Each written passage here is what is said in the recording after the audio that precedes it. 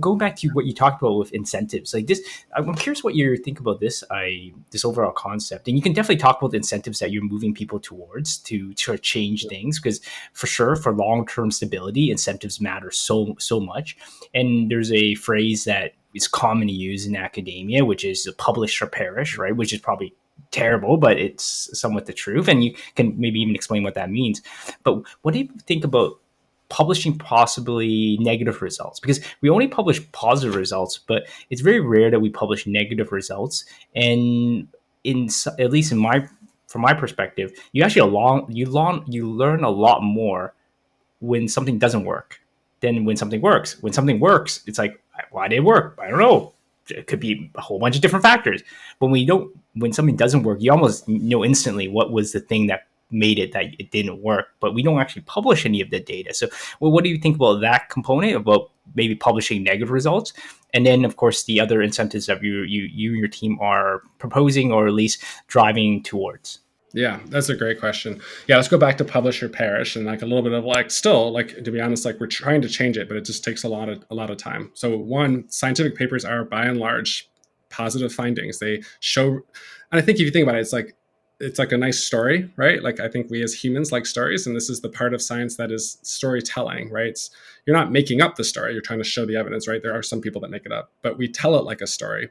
And the reason why is we like to see relationships, we like to see patterns. That's kind of, I think, because we're humans, we're wired to do that, right? We're wired to do pattern recognition really well. And so I think we tend to just appreciate that. And the scientific literature is super biased towards positive results, like crazy biased, right? To the point where you're like, really, if 90% of all research was, confirmatory, like, oh, I found this, why are we doing it then, right? Like, clearly we're just brilliant. We just know everything. But you're right. It's not what's happening. What's happening behind the doors that we're not sharing is actually there's many times it did not work. And those are incredibly important. Like I said, like if it doesn't work because I dropped something, that's just a mistake. But if I did everything and my controls worked, you're right. It's incredibly powerful. But before we get into I think some of the incentives to show that, the challenge we have is the literature is largely positive. To get published, you have to have these positive findings, this positive narrative story, lots of experiments that are all positive, show some relationship.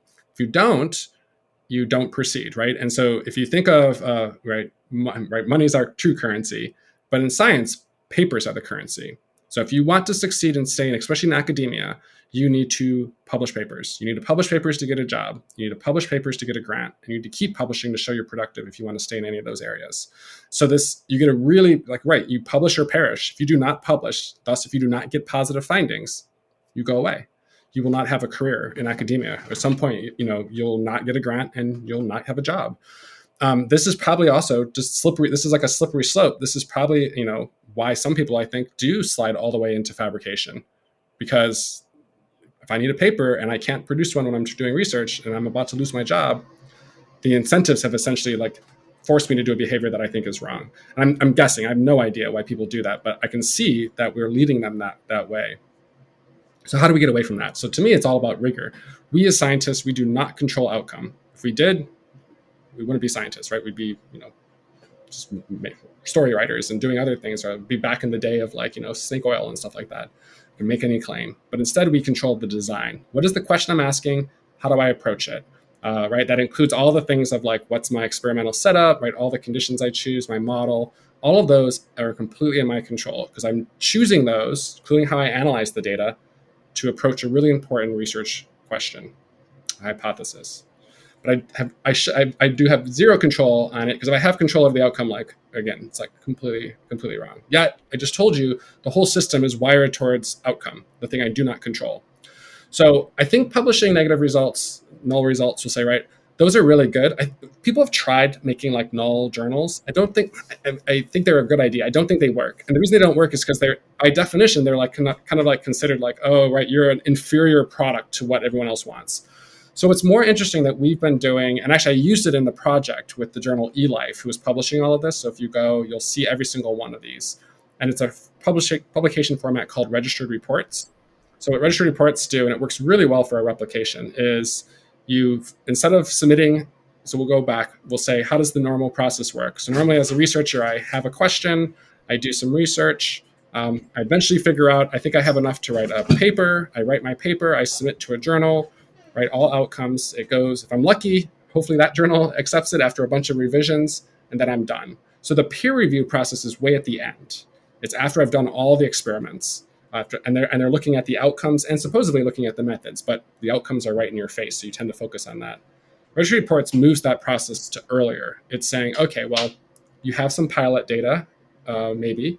You have an idea. So replication is easy because I don't need pilot data. I actually have the original finding. And you say, well, what are you going to do? What is your approach? What methods are you going to use? What materials you're going to use? How are you going to analyze that data? So the peer review occurs before you know the outcome. It's all about what's your question? What's your design? How are you going to analyze the data?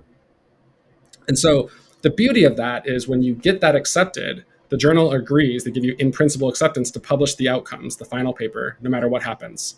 And so now you have a better, you don't have this biased literature anymore. Now you're saying, listen, as long as the rigor is there, right? It's a good quality question, you designed it right, the outcome is the outcome. And so whether it's positive, great, or whether it's negative, it doesn't matter. As long as the controls work out, you did the right thing. So this is actually what we did. This is why we published every single paper in this project is, I think if we did not use this format, most journals would say, I'll publish your positives, but I won't probably publish your negatives. Or I don't know, maybe replications are the opposite. Maybe they'll only publish it if it's negative and not if it's positive. It has a reverse bias. I have no idea. But we instead chose this registered report process because I think this gets at a better way to show what is occurring at large. I'll put it in a different space too. Your example was a really good one of like, I did it one out of every 10 times it worked. There's a different one too, which is to realize like, if I think of like Edison making the light bulb, right? Like he failed like 100 times before he finally found the one that worked. But if you think about it, like you're absolutely right. We focus on that and we should, by the way, I think that's great. But every step, every failure was actually a step towards success. So if we don't show those failure steps, we'll actually, I think collectively never get to a success because science is not an individual person, it's actually a collection of researchers. So we need to share what's not working so we can collectively get faster to that light bulb.